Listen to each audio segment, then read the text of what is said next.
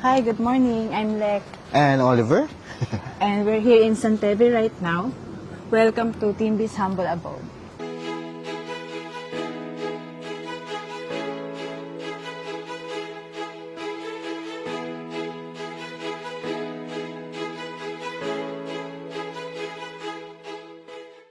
So, right now, ito yung garden na na-set up namin for dito sa house.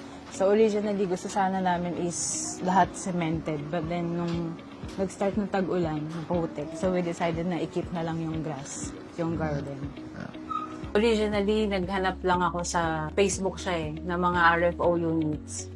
Kasi nung umuwi kami last year, July, dapat sa Cavite talaga kami titira. Tapos nag-decide kami na maghanap na lang ng mga bahay na RFO na pwede na kaming mag-move in upon turnover na wala na siyang kailangan ipa-renovate bago pwedeng tirahan. So pag-search ko sa Facebook, si Santeve lumabas sa feeds. Tapos, nag-check ako sa YouTube yung mga taping na online na vlog. Tapos, nakarating nga ako sa page mo. So, yun, nagpa-schedule kami ng tripping. Pagpunta namin dito, yun, parang decide na kami agad na, maganda yung house, okay naman yung size para sa amin. So, yun, nagpa-reserve din kami agad. So, ito yung living area. Yung pinaka-concept na kinip namin dito is yung team puti at saka team kahoy. So we just decided na mag-keep ng 3 colors para hindi masyadong maraming kulay na makikita sa living room. So if you can notice, ang color lang dito is white, wood, tapos green, touch of green, which is yung curtain, mga plants, saka yung mga cushions sa dining. Yung puti sa home values ba yan? Then yung isa sa mga inspiration Sa home values. sa home values. Combination ng home values sa Pinterest. Ayan. And then, ito naman yung dining area. Originally, malaki yan. Pero sabi ko, malaki na yung masyadong malaki yung sinakop niya. So, pinabawasan namin. Tapos, syempre, same pa rin. Team puti at team kahoy. And dito, of course, dahil mahilig kami sa coffee, iba't ibang machine na yun nandyan. Yes. Yun. Ito, dapat magiging wine area, kaso wala pa akong pambili. So, sa laundry area, kagaya ng sabi ko nga kanina, in-adapt namin yung mga nakita namin sa setup ng mga laundry area nung nag-work pa kami sa abroad. Kasi before, nandito siya sa labas. So, kailangan mo ng mahabang hose para i-drain yung water na hindi kakalat na gano'n, diba, sa parking. Tapos yung lanay, entry din siya from parking para pag nag-grocery kami, hindi nadadaan lahat ng mga grocery stuff doon sa sala. Diretso na siya Diretso dito, na. papasok sa entryway ng Grocery kitchen. na.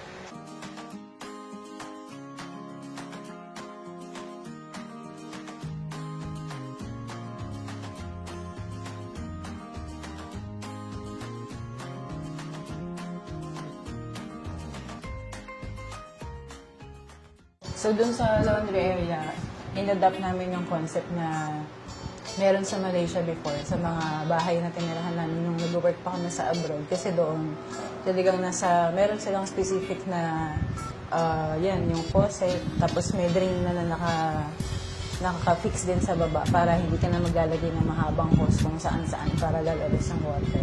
Tapos ito yung original na kitchen ni Santeve ng turnover. So, ginawa namin siya as pantry.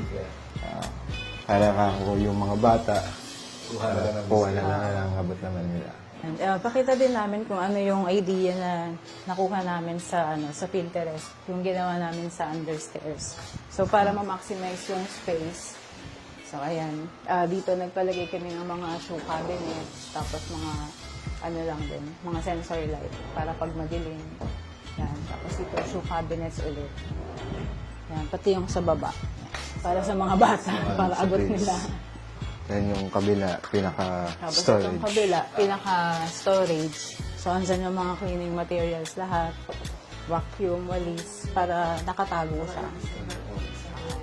Tapos nandyan din yung mga pang-garden stuff, yung mga tools, mga car accessories. Sa likod, may entryway pa para more storage. Tapos yan yung, normally yung design na nakikita namin sa ibang gumawa is yung naka-fluted panel sila. So kami, sabi ko mirror na lang para mag-reflect yung brightness pa rin. Keep pa rin niya yung...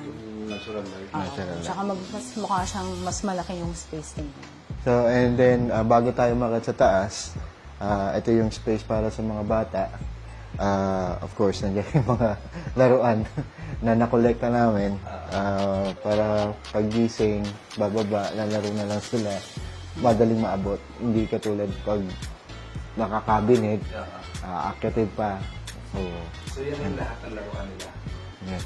So, nag-provide kami ng space para dyan lang sila maglalaro. Yung hindi nakakalat sa buong bahay. At the same time, mas madali on our part na maglimpit. Maglinis, yes. So, kahit nakaupo ka lang dyan, babalik mo lang sa shelves, mabilis na siyang linisin.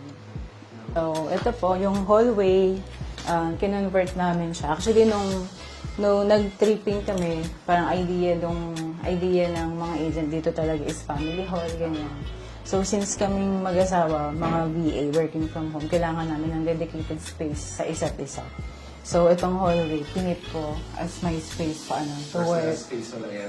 At the same time, na din, safety para sa mga bata, especially may toddler, na before silang makadaan dito, makababa ng hagdan, andito ako, makikita ko siya.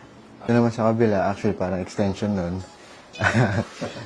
Dahil wala pa namang ibang matutulog, so ginawa ko muna siya as may saring office. So, dito naman sa second room, ayan, bedroom ng mga kids.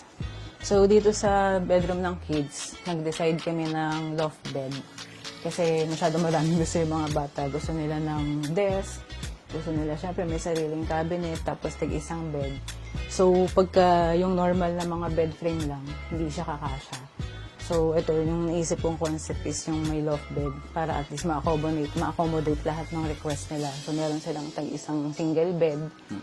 And then, meron silang kanya-kanyang desk, mga space para sa books, sa mga iba pang toys na hindi niya pinapalaro sa kapatid niya sa baba. So, sa masters, yan.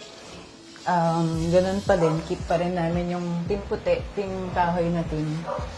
So, ganyan lang din yung prefer namin sa curtain, yung more on sheer, para bright light pa rin mapasok. Tapos dito, yung cabinet size, sakto din siya ng 140 cm naman. Na ma-open mo pa rin yung door na hindi ka masakit.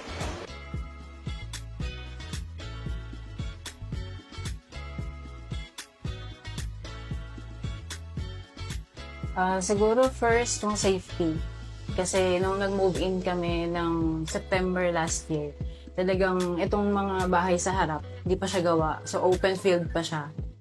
But then, talagang, syempre kami, nag-work kami sa gabi, diba? So, talagang maririnig namin na yung mga guards, 24/7, umiikot sila kahit madaling araw.